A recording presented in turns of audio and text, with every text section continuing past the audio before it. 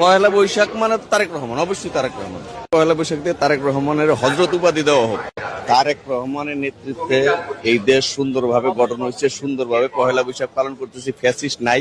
হযরত তারেক রহমান 50 বছর 100 বছর ক্ষমতা থাকুক, আমরা এটা চাই। আর এইভাবে পয়লা বৈশাখ হিন্দু, মুসলিম, বৌদ্ধ, খ্রিস্টান সবাই মিলে এই দেশটা সুন্দরভাবে সমস্ত বর্ষ এই পয়লা বৈশাখ বলেন, চৈত্র সংক্রান্তি বলেন, পয়লা ফাল্গুন বলেন, সব উৎসব মুখরভাবে পালন করুক।